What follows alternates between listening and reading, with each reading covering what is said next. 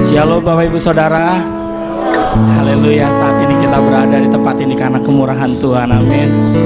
Sekalipun masalah boleh datang, khawatir boleh ada, tapi satu hal, Tuhan kita, Tuhan yang memberi kekuatan, amin. Kita tidak pernah meminta Tuhan jangan beri persoalan buat saya, tapi satu hal, Tuhan beri saya kekuatan untuk menghadapi persoalan ini, amin. Haleluya. Mari kita mau nyatakan kebesaran Tuhan kita pagi ini. Dia yang berkorban buat kita, Dia yang mati di kayu salib untuk menebus kita semua. Haleluya. Kami naikkan syukur buat kebaikan-Mu.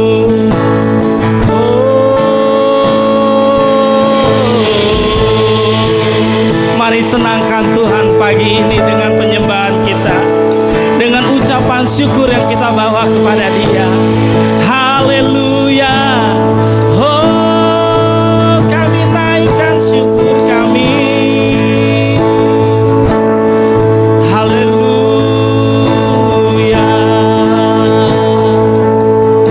Haleluya. Terima kasih Tuhan. Pagi ini kami boleh ada atas kemurahan-Mu Tuhan. Terima kasih Tuhan.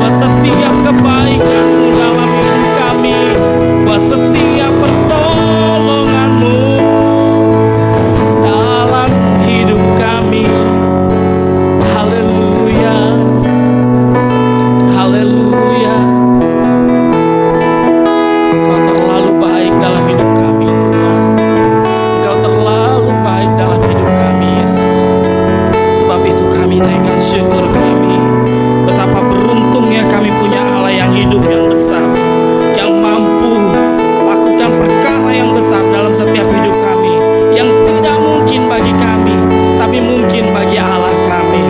Sebab itu pagi ini Tuhan, sungguh kami bersuka cita, bersyukur buat setiap kebaikan. Haleluya Tuhan. Saya undang untuk Bapak kita untuk berdoa kita, untuk membuka ibadah kita pagi ini. Haleluya. Terima kasih Tuhan.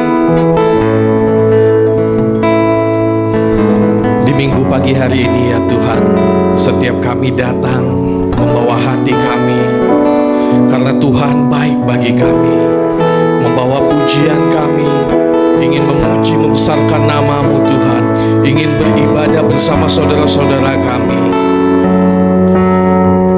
Mari ya Bapa, jamah setiap kami yang datang pada pagi hari ini, setiap kami yang membawa hati kami. Tuhan puaskan, Tuhan jamah, sehingga ibadah pada pagi hari ini bukan rutinitas semata-mata, tetapi hati kami boleh merasakan kebaikan Tuhan. Kami boleh merasakan jamahan Tuhan dalam hidup kami. Kami berdoa bagi setiap anak-anak-Mu yang mengambil bagian pada ibadah pada pagi hari ini. Tuhan mengurapi dan memberkati mereka. Saat ini kami siap memuji Tuhan. Kami mau mengangkat hati kami, mengangkat pujian kami, karena Tuhan baik bagi kami. Hanya di dalam nama Tuhan Yesus kami mau mulai ibadah pada pagi hari ini. Haleluya. Amin. Amin. Haleluya. Beri sorak-sorai bagi Tuhan. Haleluya. Tetap bangkit berdiri. Amin saudara. Kita percaya Tuhan kita menjadi pembebas, penebus kita. Amin. Haleluya. Mari kita angkat pujian. Dialah penebus kita. Haleluya.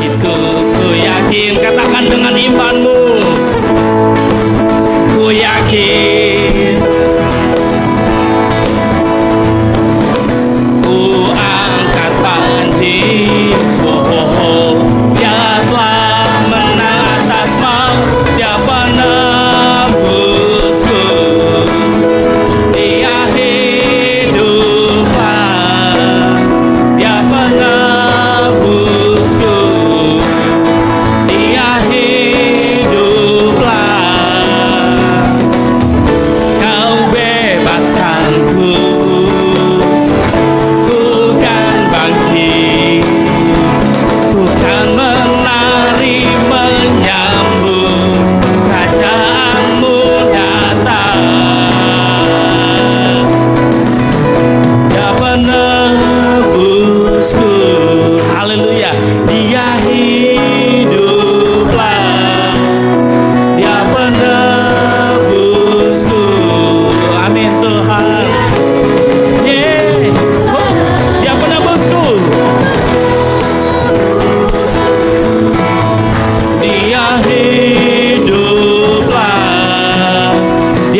penebusku, Dia hiduplah. Haleluya.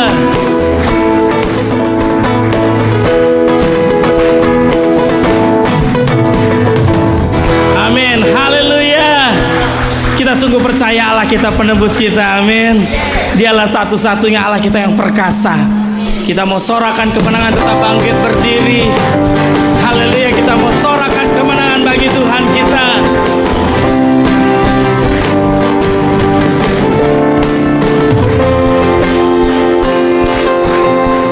Satu nama yang besar, hanyalah namamu Tuhan.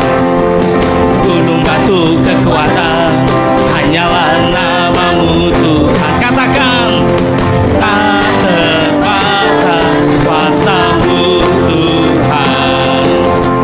Ajaib hebat, Raja perkasa. Kami bawa pujian, nyanyian kemenangan, masuki gerbangmu, hati kami bersuka. Tangan kami terangkat, sorakan kemenangan. Terpujilah namamu Yesus Raja, segala raja. Mari katakan dengan imanmu, mari nyatakan bahwa Allah kita adalah Allah satu-satunya yang perkasa. Satu nama yang besar, hanyalah namamu Tuhan. Gunung batu kekuatan, hanyalah namamu Tuhan. Tak terbatas kuasamu Tuhan. Ajaib hebat, Raja perkasa. Kami bawa pujian, nyanyian kemenangan, masuki gerbangmu, hati kami bersuka. Tangan kami terangkat, sorakan kemenangan. Terpujilah namamu Yesus Raja. Kami bawa pujian, nyanyian kemenangan, masuki gerbangmu, hati kami bersuka. Tangan kami terangkat, sorakan kemenangan. Terpujilah namamu Yesus Raja. Oh, kami bawa pujian, nyanyian kemenangan, masuki gerbangmu, hati kami bersuka. Tangan kami terangkat, sorakan kemenangan. Terpujilah namamu Yesus Raja. Terpujilah namamu Yesus Raja. Terpujilah namamu Yesus Raja, segala raja.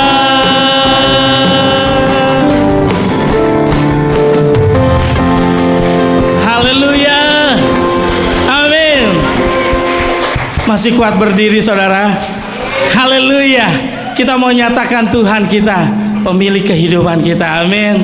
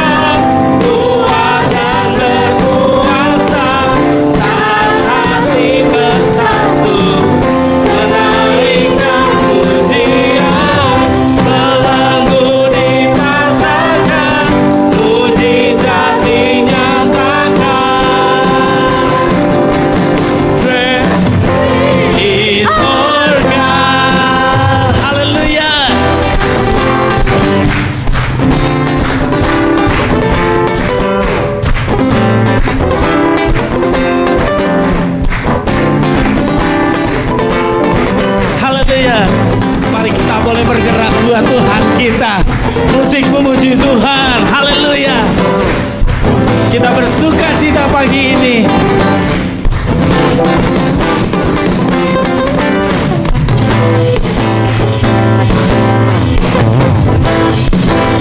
Sama-sama katakan, kami rindukan kuasa lawatan-Mu, kebangkitan pasti terjadi. Oh, oh, oh, datanglah dan berkata, kuat dan berkuasa, saat hati bersatu, menaikkan pujian.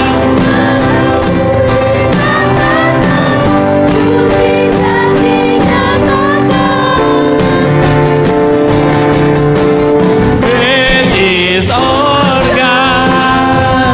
Datanglah dan bertata, kuat dan berkuasa, saat hati bersatu, menaikkan pujian. Belenggu dipatahkan, mujizat dinyatakan. Great is our God. Haleluya. Terima kasih Tuhan. Terima kasih Tuhan. Kami bangga punya Allah yang besar seperti Engkau. Silakan duduk saudara.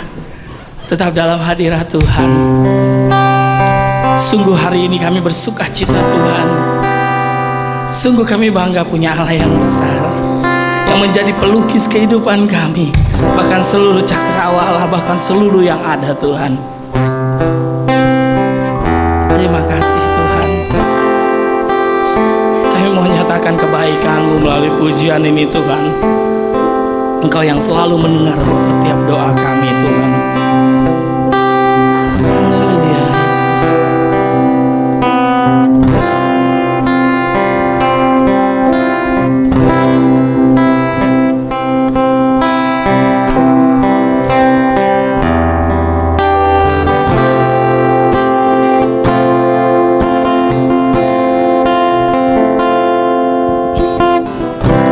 Bapa kau mendengar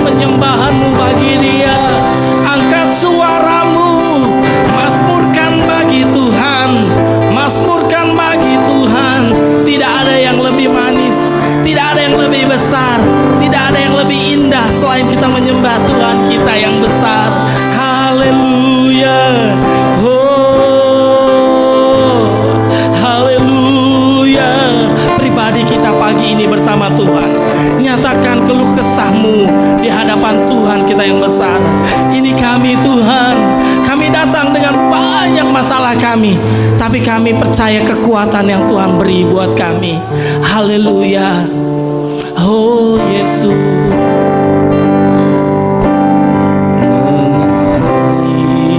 Kuasa dari tempat Bapa Kekal mulia, Kau hadir di sini, memulihkan hati, menyembuhkan yang terluka.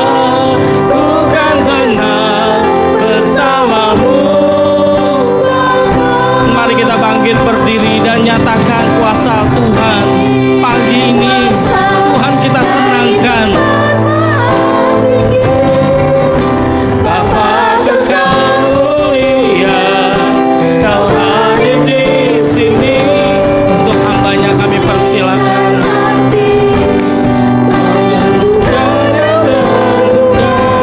Ku kan tenang bersamamu, Bapa. Ku kan tenang bersamamu, Bapa. Ku kan tenang bersamamu, Bapa.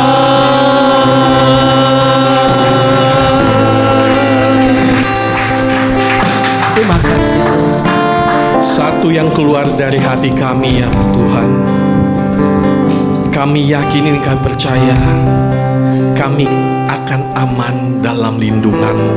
Kami akan aman di dalam kepak sayap. Amin Tuhan. Kami akan aman dalam lindungan-Mu ya Bapa. Haleluya. Sebentar kami akan dengar firman-Mu ya Tuhan. Berkata-kata lewat hamba-Mu.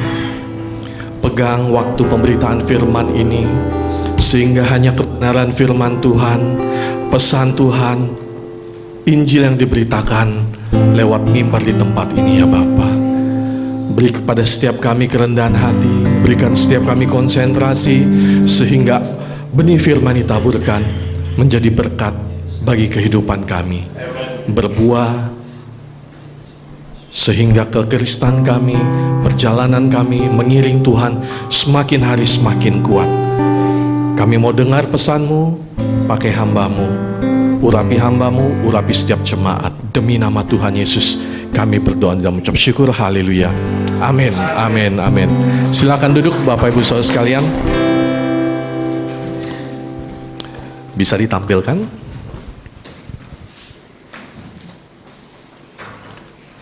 Senang sekali kembali minggu ini saya dapat memberitakan firman Tuhan bagi kita semua. Semangat Bapak Ibu yang udah pulang dari jalan-jalan kemarin. Banyak kemarin yang liburan. Hari ini pun masih beberapa rekan kita, saudara-saudara kita, beberapa keluarga masih liburan. Semoga sesudah liburan semangat kita semakin bersemangat, tidak malah lemes dan tidak kehilangan semangat kita untuk produktif bekerja maupun melayani. Bapak Ibu Saudara sekalian, topik saya pada pagi hari ini topik yang sangat dekat dengan kita ketika kegelisahan menyerang. Bapak Ibu Saudara sekalian, semua kita, saya percaya semua kita pasti pernah mengalami kegelisahan. Topik ini saya angkat karena bisa ke slide kedua, tetap di materi saja, tetap di sana. Bapak Ibu Saudara sekalian, menurut survei dari Indonesia Nation Adolescent Mental Health Survey 2022, hasil surveinya satu dari 3 remaja Indonesia memiliki masalah kesehatan mental. Bapak Ibu Saudara sekalian, kegelisahan itu bukan masalah mental, tapi masalah mental seringkali dimulai dari kegelisahan. Kegelisahan yang tidak ditanggulangi, diresponi dengan baik akan menjadi kecemasan. Kecemasan yang tidak ditanggulangi, diresponi dengan baik akan naik kepada krisis dan depresi. Jadi Bapak Ibu Saudara sekalian, kalau kita lihat dari survei ini, 1 dari 3 remaja Indonesia memiliki masalah kesehatan mental. Ini berdasarkan survei, bukan opini atau bukan dari pemikiran seseorang, tetapi ini adalah dari hasil survei. Bapak Ibu saudara sekalian, mungkin Bapak Ibu berpikir, oh ini remaja. Saya sudah umurnya bukan remaja. Kita sudah dewasa, kita sudah bisa meresponi masalah, bisa mengatasi masalah dengan baik. Tapi Bapak Ibu saudara sekalian, survei dari WHO pun menunjukkan 25% kenaikan masalah mental pada orang dewasa. Jadi orang dewasa juga tidak luput dari masalah mental. Pagi hari ini, karena saya melihat masalah mental ini cukup serius, saya mengajak kita belajar, melihat bagaimana cara kita meresponi kegelisahan, sehingga kegelisahan ini tidak naik menjadi kecemasan dan menjadi depresi dalam hidup kita. Next. Pagi ini kita akan melihat apa kegelisahan itu dan kepada siapa, kapan, dan di mana muncul kegelisahan. Kemudian kenapa masa-masa ini menurut catatan WHO 2022 terjadi kenaikan masalah mental 25%. Kenapa banyak muncul masalah kegelisahan yang menjadi awal dari kesehatan mental. Kemudian yang keempat, ini yang menjadi fokus kita pada pagi hari ini, bagaimana kita menghadapi kegelisahan secara alkitabiah. Itu yang akan kita bahas pada pagi hari ini. Next. Gelisah, kita samakan persepsi dulu. Mungkin kalau menurut saya titik ini sudah dianggap gelisah, tetapi buat 1-2 orang, oh ini belum gelisah, ini cuma biasa-biasa aja. Kita samakan persepsi. Gelisah itu adalah kondisi ketika sulit untuk merasa tenang, baik secara fisik dan mental. Bapak Ibu, gelisah adalah kondisi ketika sulit untuk merasa tenang, baik secara fisik dan mental. Next, kita melihat siapa, di mana, dan kapan depresi itu datang. Kita lihat dalam Alkitab, contoh dalam Alkitab, dalam 1 Raja-Raja 19 ayat 1-3, Bapak Ibu Saudara sekalian, kita baca sama-sama. Saya bacakan bagi Bapak Ibu bisa perhatikan. Dalam 1 Raja-Raja 19 ayat 1-3, ini cerita tentang Elia. Ketika Ahab memberitahu kepada Isabel segala yang dilakukan Elia dan perihal Elia membunuh semua nabi itu dengan pedang, maka Isabel menyuruh seorang suruhan kepada Elia, beginilah kiranya para Allah menghukum aku, bahkan lebih lagi daripada itu, jika besok kira-kira pada waktu ini aku tidak membuat nyawamu sama seperti nyawa salah seorang dari mereka itu, maka takutlah ia bangkit dan menyelamatkan nyawanya, dan setelah sampai ke Beersheba yang termasuk wilayah Yehuda, ia meninggalkan bujangnya di sana. Kita melihat dalam 1 Raja-Raja 19 ayat 1-3 cerita tentang Elia. Elia di pasal sebelumnya muncul sebagai nabi Tuhan yang begitu perkasa. Ia begitu perkasa, ia mendatangkan api dari langit. Ia membunuh nabi-nabi Baal. Darah nabi-nabi Baal seperti sungai seperti lautan darah. Begitu perkasanya dia. Tetapi satu pasal sesudahnya, dengan ancaman seorang Isabel, ia takutan, ia gelisah sampai kabur. Ia bisa melawan begitu banyak orang, tapi dengan satu ancaman Isabel, Ratu Isabel, ia bisa gelisah, bisa takut, bisa melarikan diri. Seorang nabi yang besar. Next, kita melihat juga dalam 2 Raja-Raja 20 ayat 1-2, cerita Raja Hizkia. Pada hari-hari itu Hizkia jatuh sakit dan hampir mati. Lalu datanglah Nabi Yesaya bin Amos dan berkata kepadanya, beginilah firman Tuhan, Sampaikanlah pesan terakhir kepada keluargamu, sebab engkau akan mati dan tidak akan sembuh lagi. Lalu Hizkia memalingkan mukanya ke arah dinding dan ia berdoa kepada Tuhan. Kita bisa melihat seorang raja pun ketika ia sakit, ia bisa gelisah, ia bisa putus harapan. Seorang raja punya tabib. Ia bisa mencari pertolongan, mencari tabib pada masa itu sampai ke seluruh wilayah. Seorang raja pun bisa mengalami kegelisahan. Next, kita lihat lagi. Bahkan Yesus Kristus pun, kita lihat dalam Matius 26 ayat 36 sampai 38. Maka sampailah Yesus bersama-sama murid-muridnya ke suatu tempat yang bernama Getsemani. Lalu ia berkata kepada murid-muridnya, duduklah di sini, sementara aku pergi ke sana untuk berdoa. Dan ia membawa Petrus dan kedua anak Zebedeus sertanya. Maka mulailah ia merasa sedih dan gentar. Lalu katanya kepada mereka, hatiku sangat sedih, seperti mau mati rasanya. Tinggallah di sini dan berjaga-jagalah dengan aku. Kita melihat Bapak Ibu Saudara sekalian, bahkan Yesus pun mengalami fase dalam kehidupannya ada kegelisahan. Ini cerita sebelum penyalipan, sebelum masa-masa penyalipan.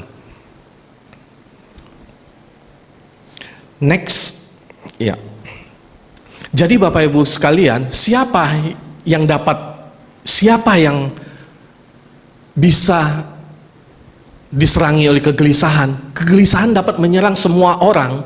Tadi kita lihat nabi, raja, bahkan Yesus Kristus sendiri pun dapat diserang oleh kegelisahan. Segala usia, segala golongan, segala pekerjaan, segala status, termasuk kita, gak ada yang kebal dengan namanya kegelisahan.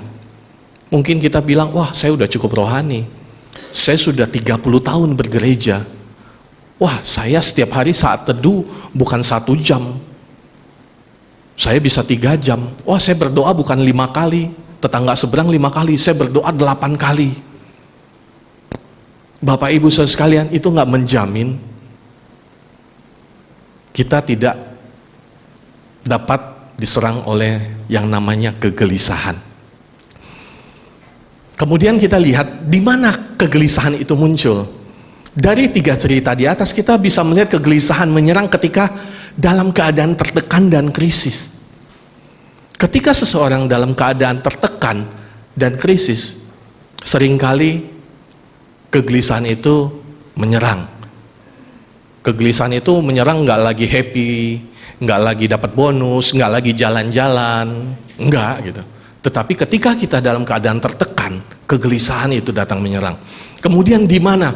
Kegelisahan datang dari berbagai bidang kehidupan.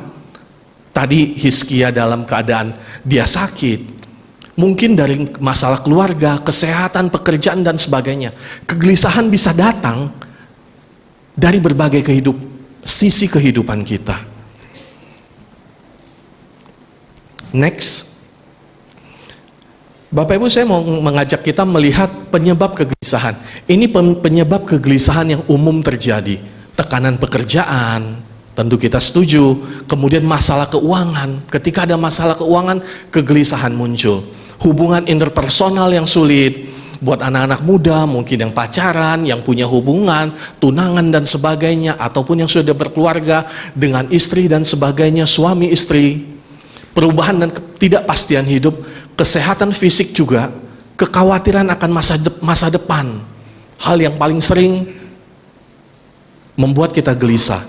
Kemudian stres, mungkin anak sekolah stres akibat kegiatan sekolah maupun burnout. Tapi Bapak Ibu saudara sekalian, next. Saya mau mengajak kita melihat kenapa belakangan ini kegelisahan itu muncul semakin banyak, semakin sering. Berdasarkan survei yang tadi kita lihat, kegelisahan itu muncul semakin hari semakin banyak pada masa-masa ini. Kenapa hal itu terjadi? Saya melihat ada beberapa hal yang mempengaruhi kenapa kegelisahan pada masa-masa ini semakin banyak terjadi dan harus kita waspadai. Yang pertama Bapak Ibu saudara sekalian, teknologi informasi dan media sosial. Dr. Simi Kang, pakar kesehatan mental anak dan dewasa asal Kanada, sumbernya dari Kominfo. Teknologi informasi semakin dikaitkan dengan kegelisahan, depresi, dan ketidakpuasan terhadap bentuk tubuh. Ditulis seperti demikian Bapak Ibu Saudara sekalian. Kenapa teknologi informasi dan media sosial bisa meningkatkan, bisa membuat kita semakin hari semakin gelisah? Dulu waktu informasi belum secepat ini, kita nggak tahu loh ada virus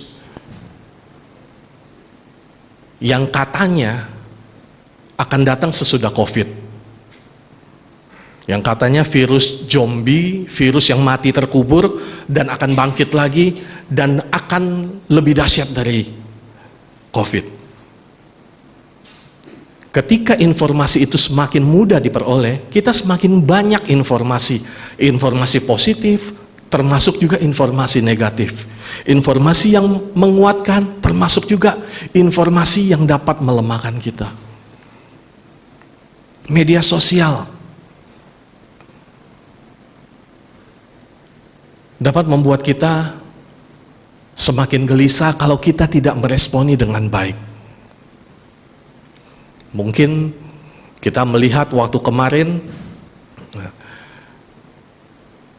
berita-berita mungkin sekitar 1 bulan yang lalu, Amerika akan bangkrut. Plafon utangnya sudah mencapai batas maksimal. Lalu kita yang mendapat informasi, kita khawatir, kita gelisah. Sampai Amerika bangkrut, apa jadinya Indonesia? Apa jadinya kita? Perkembangan teknologi informasi dan media sosial, jika tidak diresponi dengan baik, dapat membuat kita semakin hari semakin gelisah. Next. Nah, ini juga Bapak Ibu Saudara sekalian, akibat dari teknologi informasi dan media sosial. Self-diagnosis. Karena semakin mudahnya kita mendapat informasi, semakin mudahnya kita memperoleh hal-hal yang kita ingin cari, seringkali kita melakukan self-diagnosis.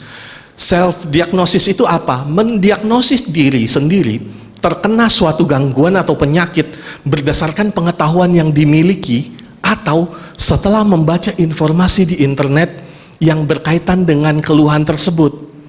Seringkali Bapak Ibu Saudara sekalian, kegelisahan itu muncul berkaitan dengan kesehatan, muncul karena kita melakukan self-diagnosis. Ini yang harus kita sadari dan harus kita benar-benar perhatikan. Mungkin ketika kita sakit kepala, kemudian ada benjolan, wah kita baca sumber-sumber di internet, wah terus makin hari makin panik kita. Kenapa? Wah jangan-jangan saya tumor kepala, tumor otak.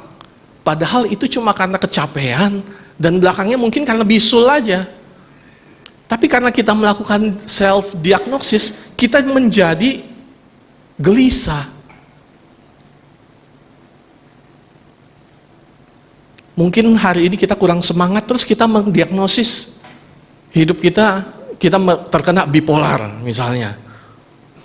Semudah itu kadang seseorang melakukan self-diagnosis, kemudian dia sendiri gelisah, jatuh pada lubang gelisah karena ulah dia sendiri. Next.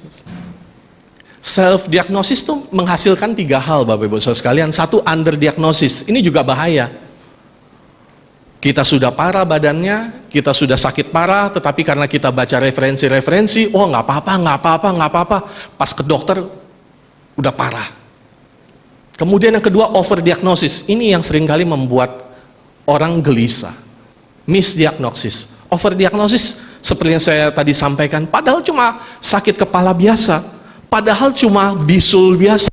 Kita mendiagnosis diri kita, wah bisulnya ini tumor ini, kanker ini. Terus kita sendiri jatuh pada kegelisahan. Misdiagnosis.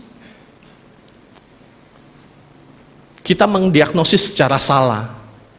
Harusnya penyakit A, kita diagnosis penyakit B, kita beli obat sendiri, kita minum dosis berdasarkan dosis yang kita yakini, penyakitnya makin parah. Itu yang terjadi. Self-diagnosis to no, tapi self-awareness, yes.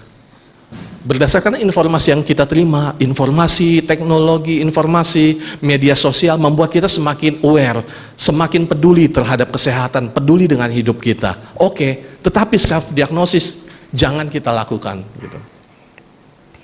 Kemudian yang ketiga, Bapak Ibu Saudara sekalian, yang saya lihat, mengapa kegelisahan makin hari makin banyak? Karena ini, next, overthinking. Ini bahasa baru, tapi hal yang lama nih. Overthinking adalah ketika orang memikirkan situasi dan suatu hal secara berulang-ulang sampai mengganggu kehidupannya. Overthinking terbagi dua pikiran, memikirkan hal yang sudah berlalu dan memikirkan masa depan. Kita memikirkan satu hal secara berulang-ulang sampai mengganggu kehidupan. Itu namanya overthinking. Misalnya kita memikirkan pekerjaan kita. Kita mikirin terus, bosnya bos baru nih. Bos sekarang di perusahaan kita yang mimpin anaknya bos. Baru pulang dari luar negeri. Kita langsung berpikir yang enggak. Wah, biasanya kalau anak muda yang pulang dari luar negeri, orang-orang udah lama kerja pasti dipecat. Terus kalau dipecat, nanti anak saya uang sekolahnya dari mana? Udah mau masuk SMA. Terus nanti kalau dia menikah gimana kalau saya dipecat? Terus kalau anak saya sudah punya cucu, terus gimana? Berpikirnya over. Berulang-ulang. Siang pikir, malam pikir, bangun pagi pikir. Overthinking. Kita memikirkan sesuatu yang berlebihan sampai mengganggu kehidupan kita. Itu menjadi penyebab dari kegelisahan. Next. Lalu bagaimana kita menghadapi kegelisahan secara alkitabiah? Kita mau melihat bagaimana menghadapi kegelisahan secara alkitabiah. Next, menangkan pikiran Kristus. Kita baca. Berdasarkan kasih karunia yang dianugerahkan kepadaku, aku berkata kepada setiap orang di antara kamu, janganlah kamu memikirkan hal-hal yang lebih tinggi daripada yang patut kamu pikirkan. Tetapi hendaklah kamu berpikir demikian rupa, sehingga kamu menguasai diri menurut ukuran iman yang dikaruniakan Allah kepada kamu masing-masing. Next, satu lagi. Dalam Filipi 4 ayat 8, jadi akhirnya saudara-saudara, semua yang benar, semua yang mulia, semua yang adil, semua yang suci, semua yang manis, semua yang sedap didengar, semua yang disebut kebajikan dan patut dipuji, pikirkanlah semua itu. Dan apa yang telah kamu pelajari, dan apa yang telah kamu terima, dan apa yang telah kamu dengar, dan apa yang telah kamu lihat padaku, lakukanlah itu. Maka Allah sumber damai sejahtera akan menyertai kamu. Pertama yang kita lakukan, menangkan pikiran kita dengan pikiran Kristus. Isi pikiran kita dengan pikiran Kristus. Apa itu pikiran Kristus? Ini Filipi 4 ayat 8. Roma 12 ayat 3. Pikirkan.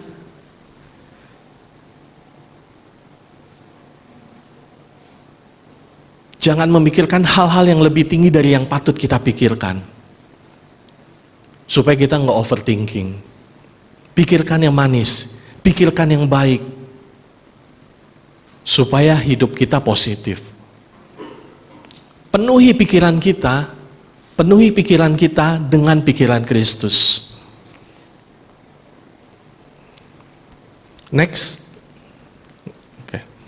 Dr. Simikan yang tadi kita lihat juga, dia berkata seperti ini. Jika Anda adalah seseorang yang datang dari keluarga dengan sejarah kecanduan, kegelisahan, depresi, atau yang tidak mampu mengelola waktu, maka Anda harus berhati-hati terhadap teknologi informasi atau media sosial. Karena Anda berpotensi besar mengkonversinya menjadi ketergantungan pada racun. Bapak Ibu saudara sekalian, bagaimana kita mau punya pikiran, memenangkan pikiran kita dengan pikiran Kristus kalau isinya kita hanya diisi dengan teknologi, media informasi, media sosial yang isinya tidak kita saring. Media sosial dan teknologi informasi nggak salah, enggak. Itu banyak membantu kita. Dulu kalau kita mau renungan, gereja kan bagikan warta jemaat. Sekarang cuma lewat WA group. Itu kan perkembangan teknologi yang perlu kita syukuri, perlu kita nikmati. Tapi juga ada banyak hal perkembangan teknologi yang memang harus kita waspadai dan kita responi dengan baik. Supaya kita tidak isi diri kita nggak isi hidup kita dengan informasi yang salah. Ketika informasi yang salah itu masuk, pikiran kita, otak kita akan dipenuhi dengan hal-hal yang negatif. Yang pertama tadi, menangkan pikiran kita dengan pikiran Kristus. Yang kedua, next. Respon yang tepat. Ketika kegelisahan datang, kita harus meresponi dengan tepat. Kita melihat Matius 26 ayat 39 yang tadi kita baca, Yesus pun mengalami kegelisahan, tetapi bagaimana ia meresponinya? Dalam Matius 26 ayat 39, maka ia maju sedikit, lalu sujud dan berdoa. Katanya, ya Bapa, jikalau sekiranya mungkin, biarlah cawan ini lalu daripadaku. Tetapi janganlah seperti yang ku kehendaki, melainkan yang engkau kehendaki. Kita berespon dengan tepat ketika kegelisahan itu datang. Responnya tepat. Apa sih contoh respon yang tepat? Contohnya ini. Bukan yang ku kehendaki, tetapi yang engkau kehendaki. Ketika kita mengalami kegelisahan, jangan memaksakan apa yang kita kehendaki, tetapi apa yang Tuhan kehendaki. Yang membuat kita semakin gelisah kan, kenapa?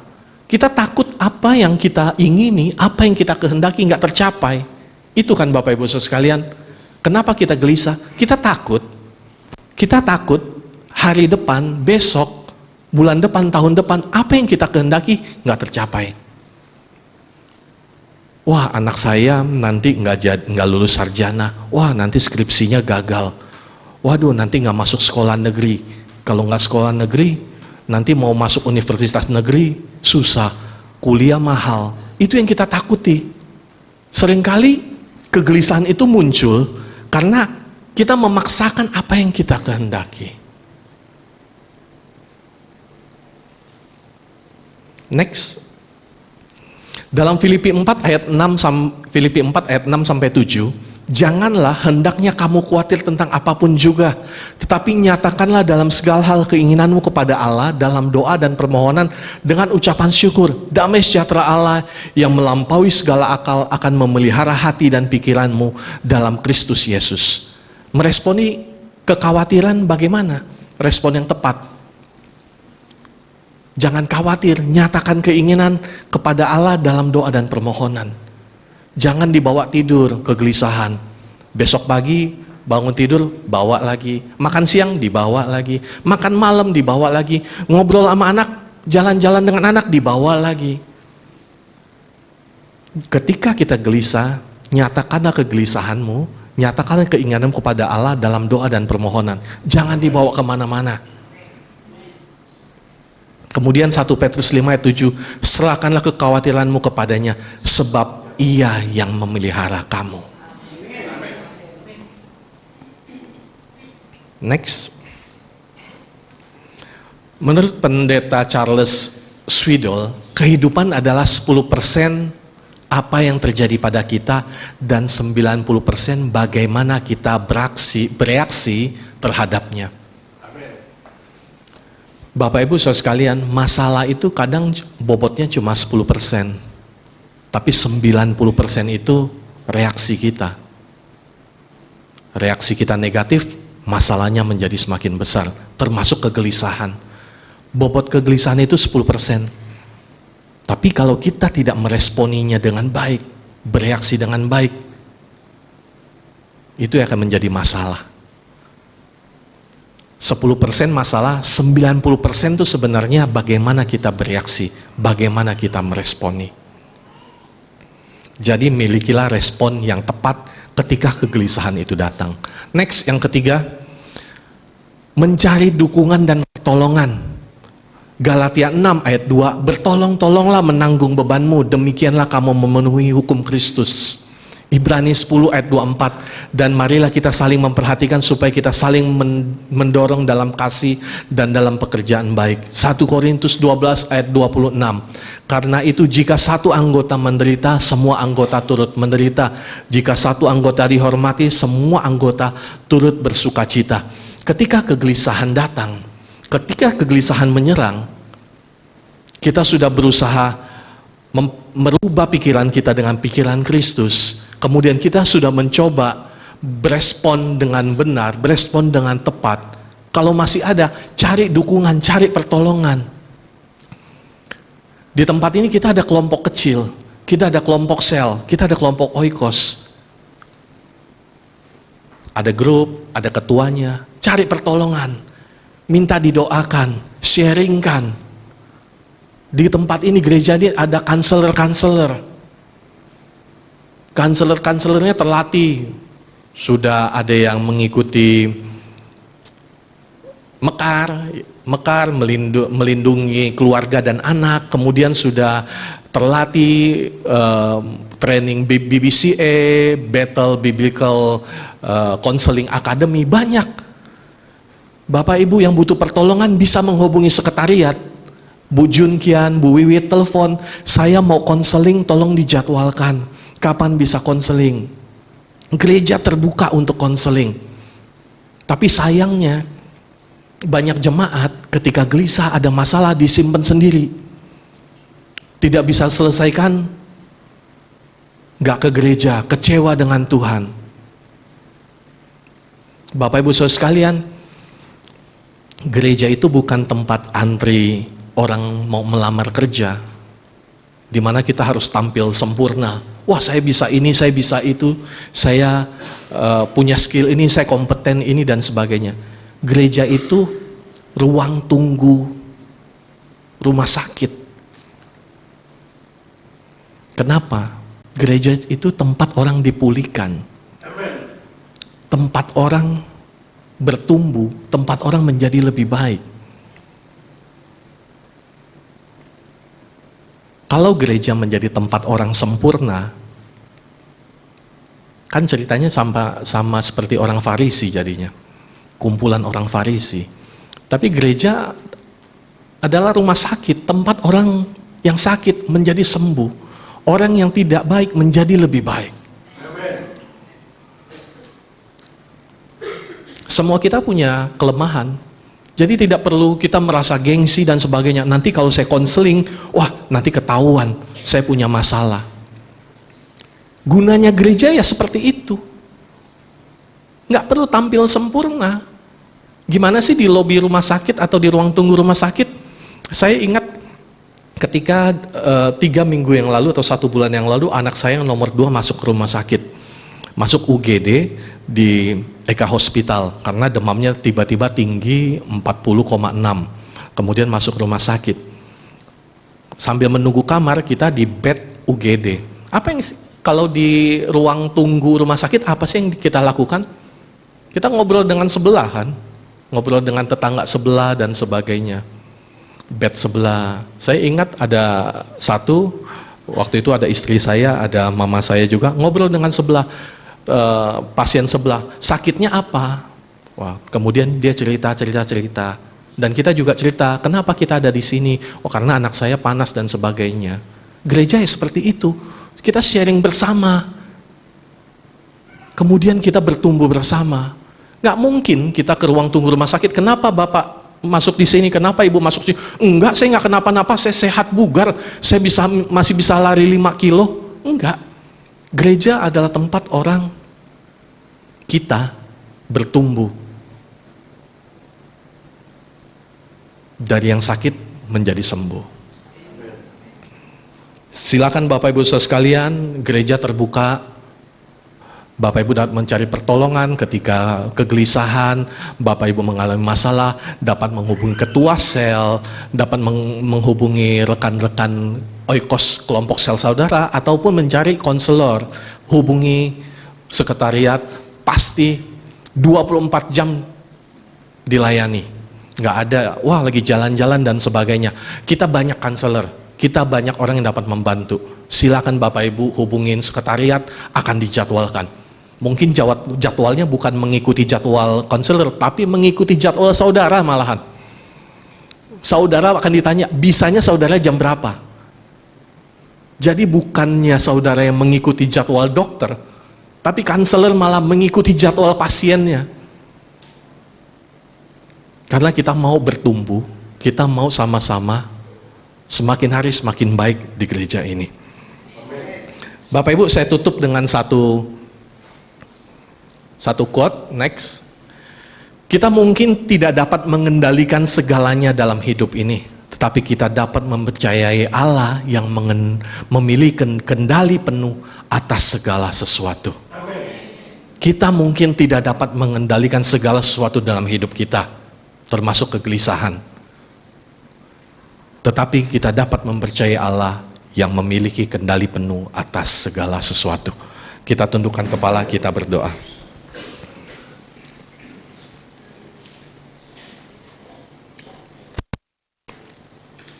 Terima kasih ya Bapak untuk firman-Mu pada pagi hari ini. Mengajar kami ya Bapak, ketika kegelisahan menyerang hidup kami harus mempunyai pikiran Kristus. Kami harus berespon dengan benar. Kami harus berespon dengan tepat. Kami harus bersekutu, mendapat pertolongan dari rekan-rekan kami. Saling membangun, saling memperlengkapi di tempat ini. Biar berkat firman-Mu boleh tumbuh dalam hati kami, dalam hidup kami, sehingga kami mempunyai hidup yang semakin hari semakin kuat dalam Engkau. Segala hormat, kemuliaan hanya bagi nama-Mu, dalam nama Tuhan Yesus. Haleluya, amin.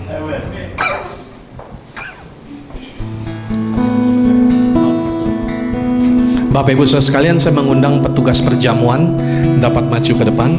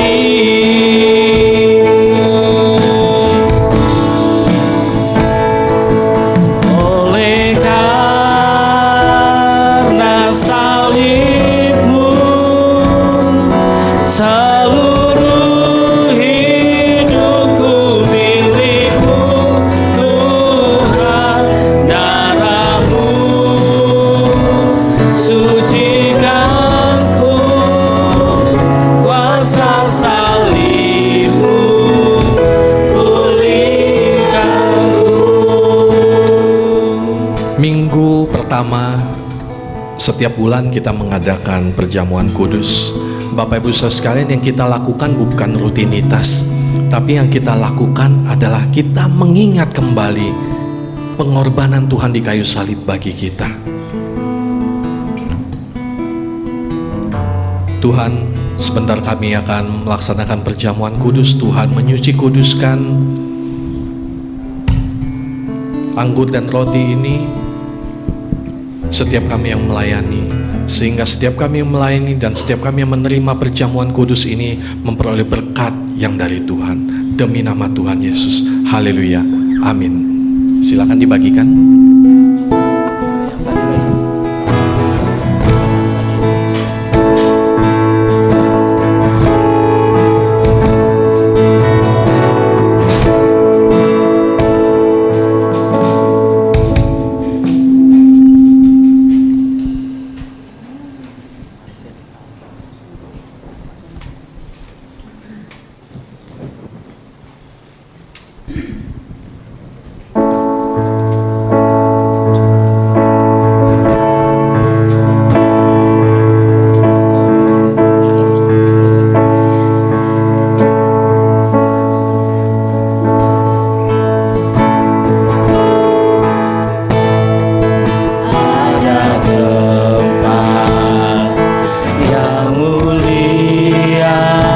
Sudah menerima roti dan anggur, saya undang bangkit berdiri bersama.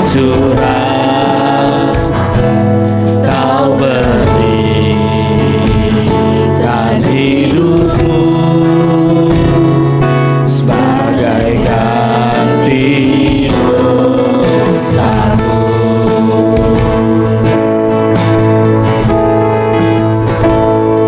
Lebih dari yang kukira, pengampunan yang kuterima, kasih Yesus yang abadi mengalir di Kalvari. Ada lagi yang belum menerima anggur dan roti perjamuan?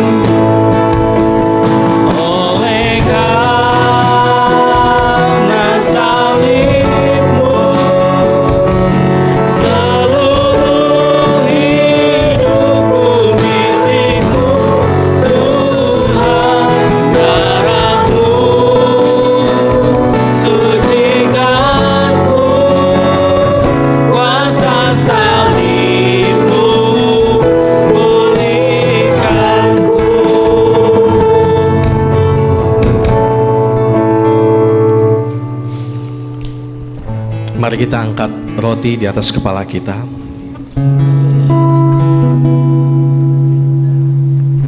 Sebab apa yang telah kuteruskan kepadamu telah aku terima dari Tuhan, yaitu bahwa Tuhan Yesus pada malam waktu ia diserahkan mengambil roti, dan sesudah itu ia mengucap syukur atasnya. Ia memecah-mecahkannya dan berkata, inilah tubuhku yang diserahkan bagi kamu. Perbuatlah ini menjadi peringatan akan aku. Mari kita imani firman Tuhan ini dan kita terima roti ini dalam nama Tuhan Yesus.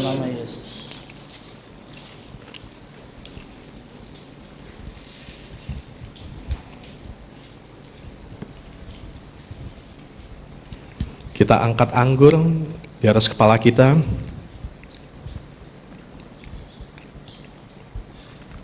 Demikian juga ia mengambil cawan sesudah makan, lalu berkata, cawan ini adalah perjanjian baru yang dimeteraikan oleh darahku.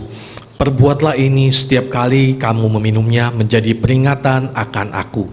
Sebab setiap kali kamu makan roti ini dan minum cawan ini, kamu memberitakan kematian Tuhan sampai ia datang. Mari kita imani firman Tuhan ini dan kita terima anggur ini dalam nama Tuhan Yesus.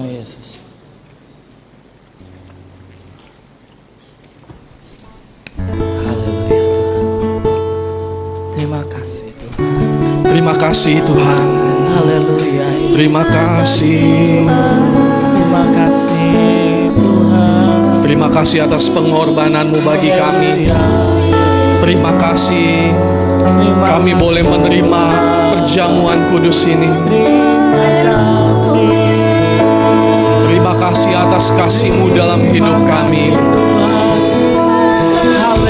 Terima kasih atas pengampunan-Mu.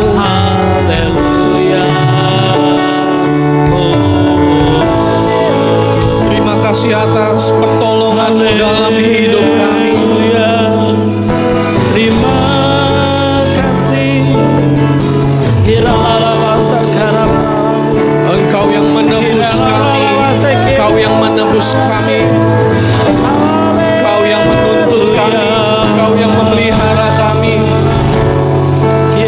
bersyukur dan terima kasih Bapa.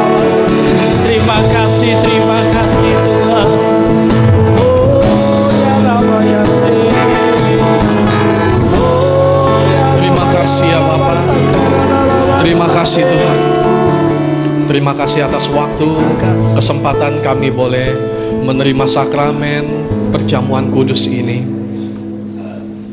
Mengingat kebaikan Tuhan dalam hidup kami, pengorbanan Tuhan. Dan kami melakukan perjamuan ini menjadi saksi atas kebangkitan-Mu sampai Engkau datang. Terima kasih Bapa. Dalam nama Tuhan Yesus kami berucap syukur. Haleluya. Amin. Haleluya. Silakan duduk Bapak. Sambil perjamuan dikumpulkan, sebelum kita menjalankan persembahan kita,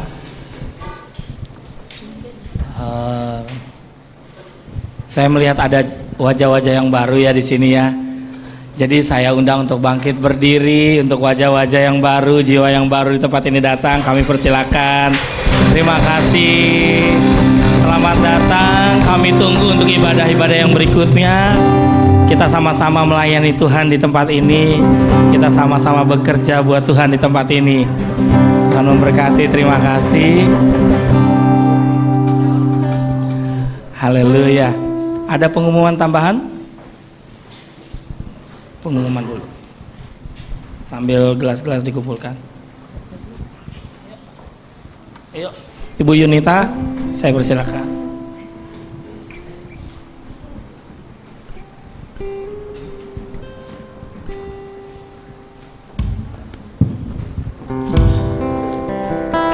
Shalom Bapak Ibu semua. Kembali kami dari WOC mengundang ibu-ibu untuk hadir dalam ibadah WOC sekaligus acara pentahbisan pengurus WBI Geraha Oikos oleh Ketua WBI Korwil 3 Ibu Natasha. Acara ini akan diselenggarakan pada tanggal 15 Juli 2023 jam 10 pagi di gereja. Untuk ibu-ibu yang akan hadir seperti biasa dapat mendaftar dengan mengisi list yang nanti akan di-share di grup. Demikian pengumumannya. Terima kasih, Tuhan memberkati.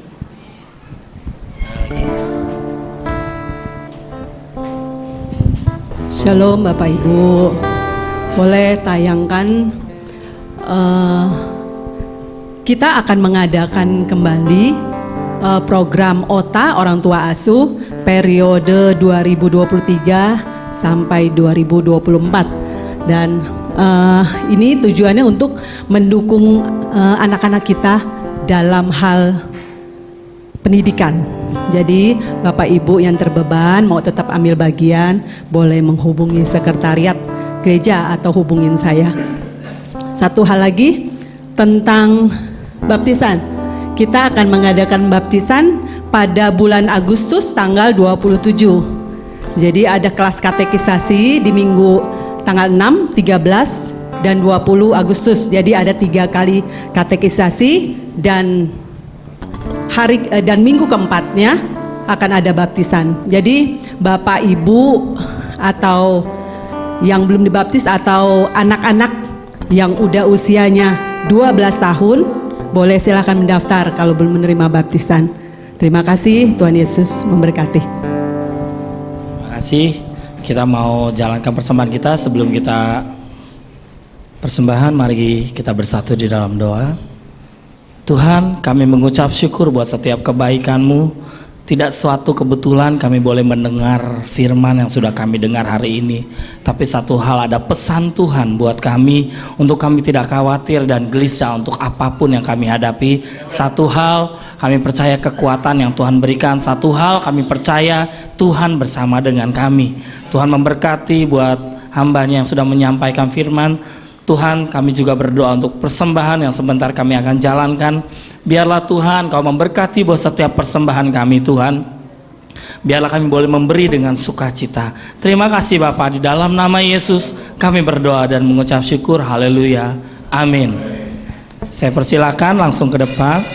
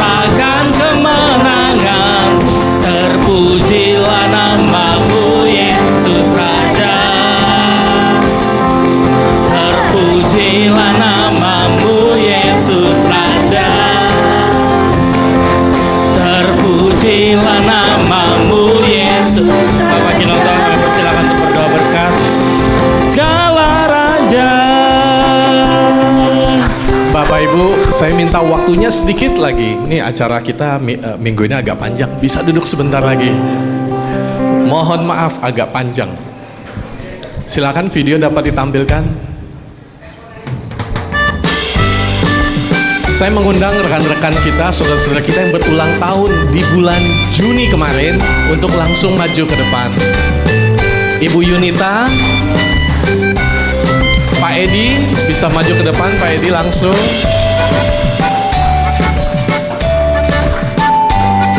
Saudari Jesslyn ada di sekolah minggu ya. Pak Antonius bisa maju ke depan. Joshua juga sekolah minggu, sedang di remaja. Kemudian Ibu Lili bisa langsung maju ke depan juga, Bu Lili. Bapak Andi Jaya bisa maju ke depan.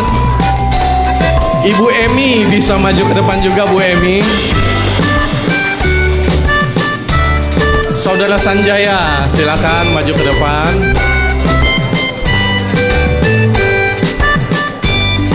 Ibu Liana bisa maju ke depan, Bu Liana. Saudara Jovandi, Ibu Rita,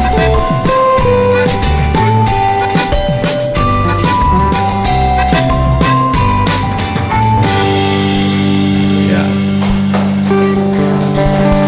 Saya mengundang Pak Akyong, Bu Siska bisa bantu berikan bingkisan dari gereja. Bu Siska dan Pak Akyong bisa bantu berikan bingkisan dari gereja.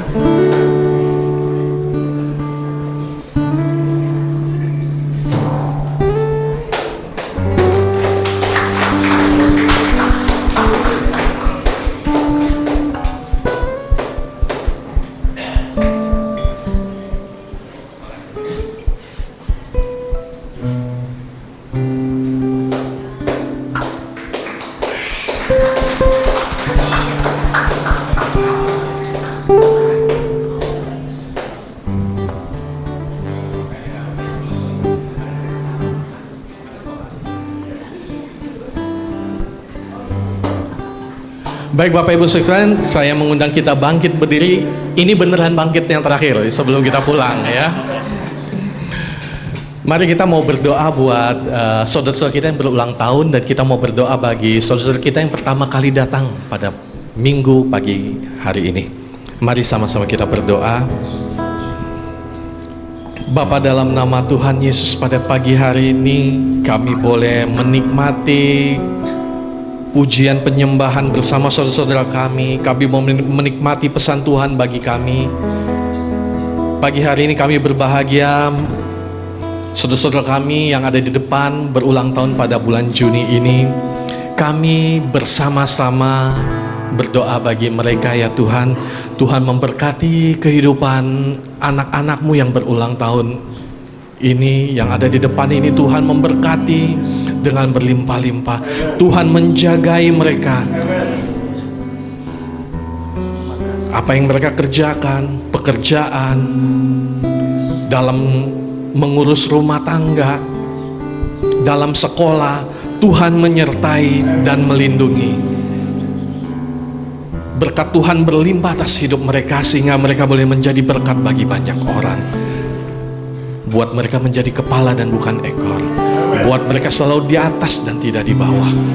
Nama Tuhan dipermuliakan dalam hidup mereka. Kami juga berdoa bagi saudara-saudara kami yang Tuhan kirim pada minggu, pada pagi hari ini bersama-sama dengan kami.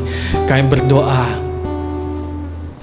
Tuhan memberkati mereka, pergumulan, kerinduan mereka Tuhan yang tilik, Tuhan yang lihat kerinduan mereka. Kami berdoa Tuhan memberkati kehidupan mereka. Apa yang mereka butuhkan Tuhan cukupkan. Apa yang mereka pergumulkan Tuhan berikan jawaban. Nama Tuhan dipermuliakan dalam kehidupan mereka, dan Tuhan nyata dalam hidup mereka. Jemaat yang dikasihi Tuhan, ibadah kita telah berakhir. Mari angkat tanganmu dan terimalah berkat dari Tuhan. Tuhan memberkati engkau dan melindungi engkau. Tuhan menyinari engkau dengan wajah-Nya dan memberi engkau kasih karunia. Tuhan menghadapkan wajahnya kepadamu dan memberi engkau damai sejahtera. Terimalah perlindungan dari Allah Bapa, kasih karunia yang tak akan habis dari Yesus Kristus, tuntunan, penyertaan, penghiburan dari Allah Roh Kudus akan selalu ada dalam hidupmu, mulai saat ini sampai selama-lamanya. Terimalah berkat ini dalam nama Allah Bapa, Anak dan Roh Kudus, dalam nama Tuhan Yesus. Haleluya, amin. Selamat hari Minggu, Tuhan memberkati kita semua.